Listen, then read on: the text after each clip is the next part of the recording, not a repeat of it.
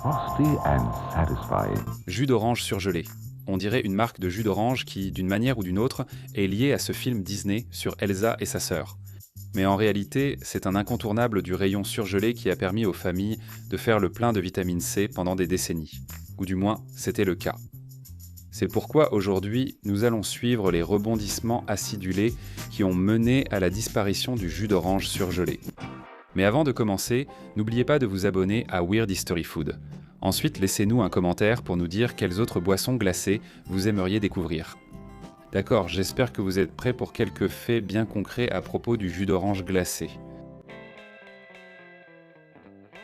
Tout le monde ne s'en rend pas compte, mais en plus de toute la mort, la destruction et la quête de l'Arche perdue, la Seconde Guerre mondiale a aussi été un moteur majeur d'innovation scientifique et technologique.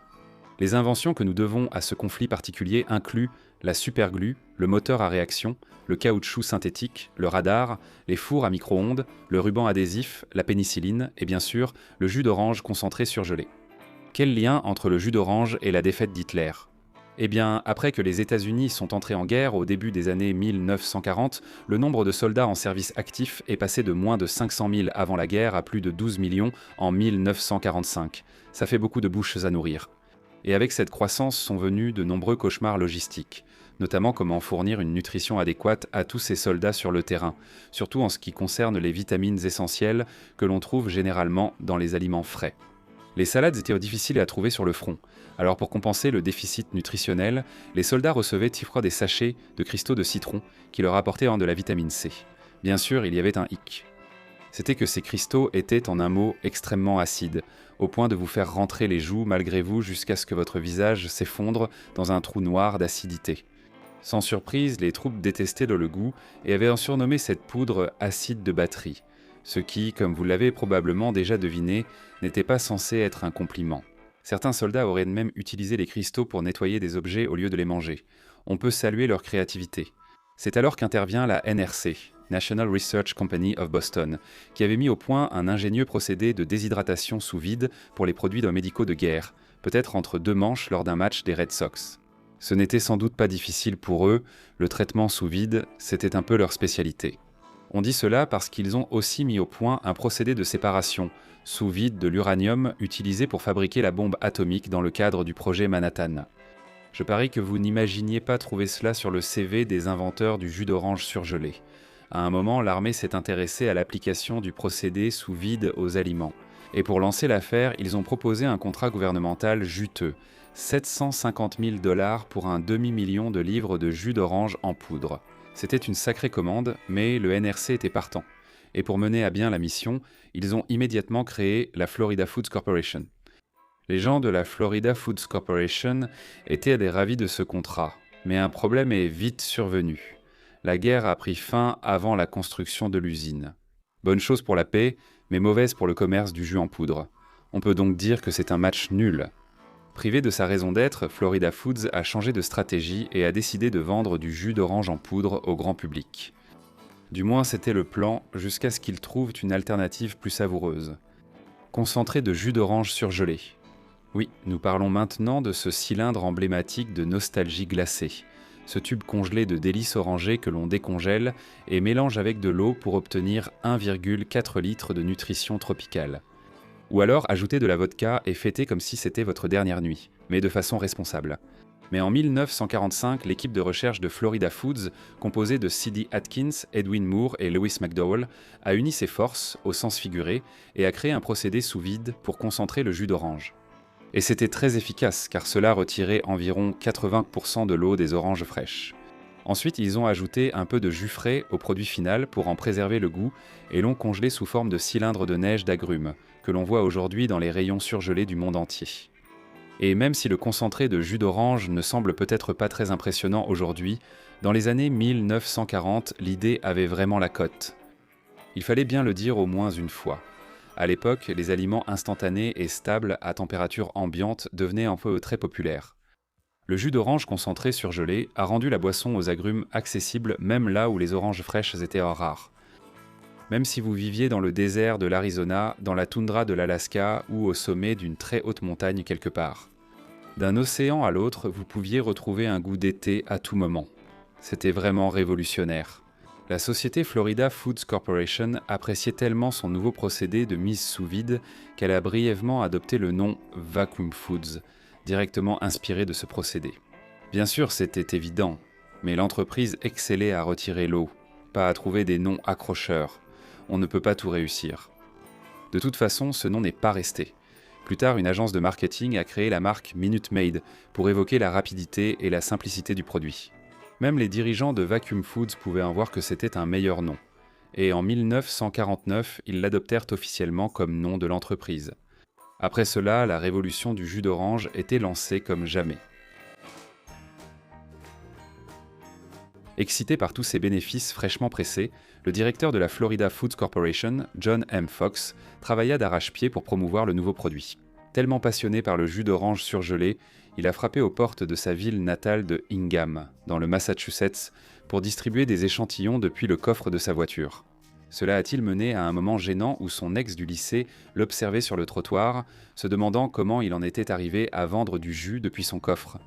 Nous aimons le croire. Mais l'essentiel, c'est que battre le pavé a porté ses fruits. Le jus d'orange instantané a fait sensation.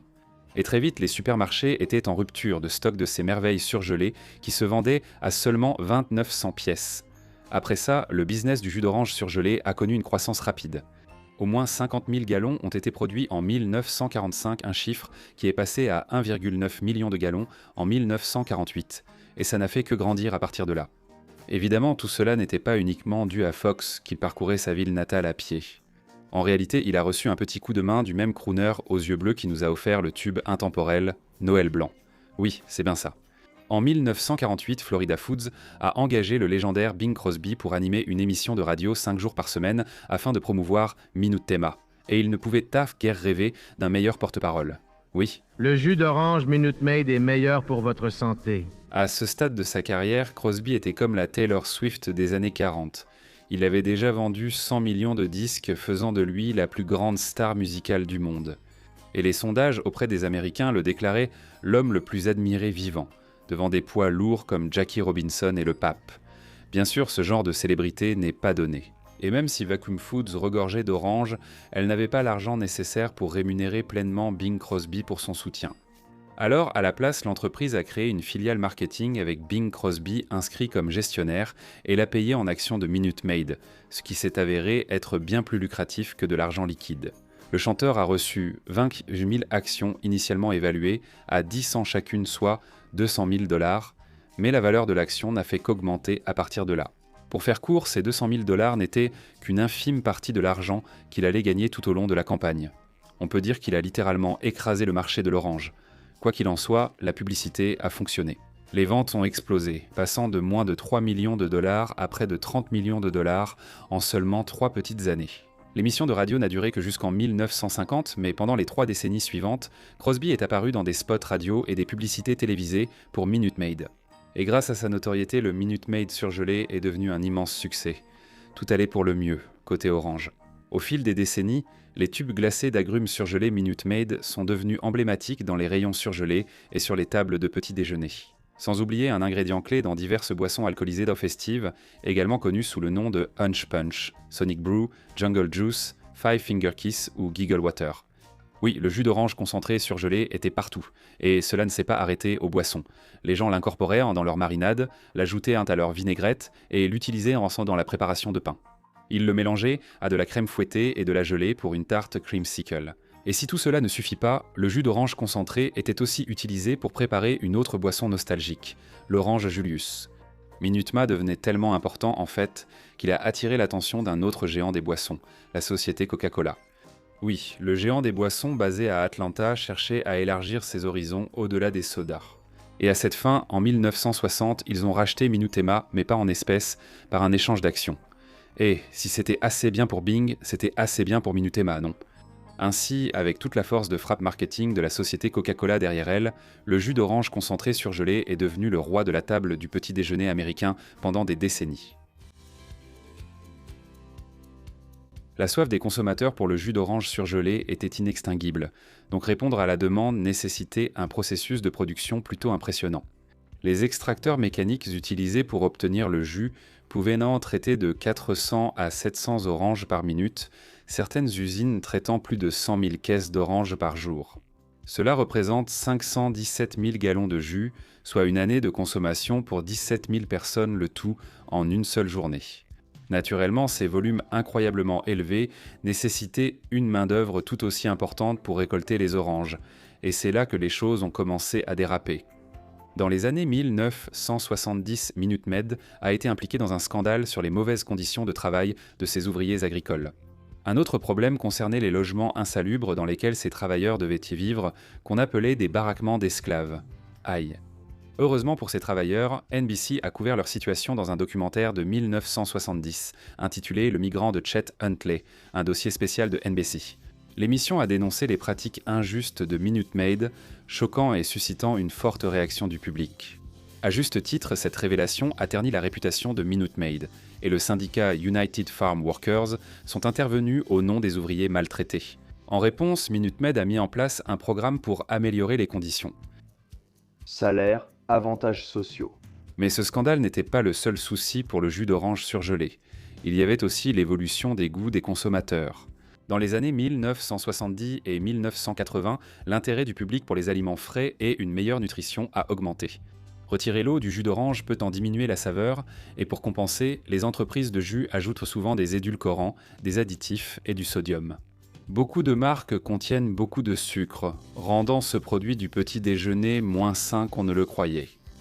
Pour compenser, Minute Maid et ses marques concurrentes ont commencé à créer des variétés allégées et sans sucre. C'était un progrès, mais de nombreux problèmes de santé n'ont pas été traités.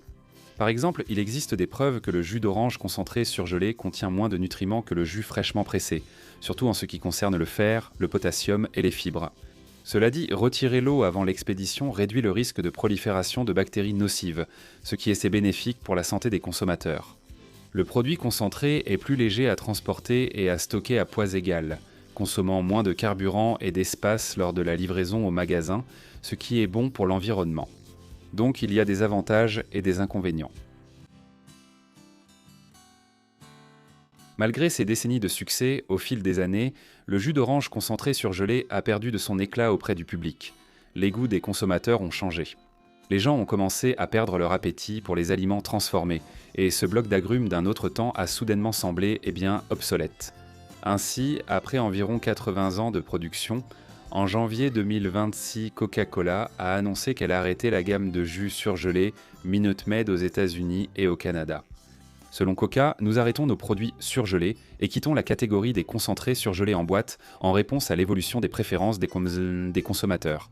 Nous privilégions les produits répondant mieux aux attentes de nos consommateurs. C'est logique. Le meilleur dans tout ça, c'est que l'annonce de Koch concernant la fin de ce qui était devenu un véritable morceau de culture américaine a été accueillie sur Internet avec calme et sérénité. As-tu vu ? La note à ce sujet ? Oui. Tout le monde a simplement accepté l'inévitable, s'est adapté au changement et a continué sa vie sans aucun commentaire. Maintenant, évidemment, on plaisante. Les gens ont eu énormément de réactions face à la nouvelle et les réseaux sociaux étaient inondés de messages déplorant la fin d'une époque. Je ne pleure pas, d'accord ? Ils faisaient le deuil d'un petit bout de leur enfance commune et étaient globalement grincheux à propos de toute cette histoire.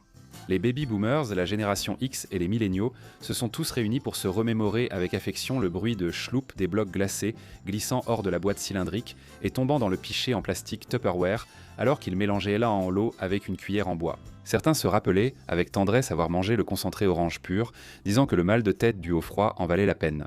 Certains regrettaient quand leurs années universitaires où ils mélangeaient du concentré à l'alcool le moins cher et dormaient ensuite sur la pelouse devant la maison. Mais tout n'est pas perdu. Minute Maid a peut-être été l'initiateur et c'était peut-être la marque la plus célèbre, mais cela fait longtemps qu'ils ne sont plus les seuls sur le marché. Donc, si vous voulez vous replonger en enfance, vous pouvez toujours trouver du concentré d'orange surgelé dans un supermarché sous de nombreuses marques de distributeurs. Et Tropicana, qui appartient en partie à PepsiCo, comme le veut le destin, fabrique également toujours ses boîtes nostalgiques avec pulpe. Donc il y a des options, ou du moins pour l'instant. Alors qu'en pensez-vous ? Et étiez-vous fan du jus d'orange surgelé de Minute Maid ? Dites-le nous dans les commentaires ci-dessous. Profitez-en pour découvrir d'autres vidéos de Weird History Food.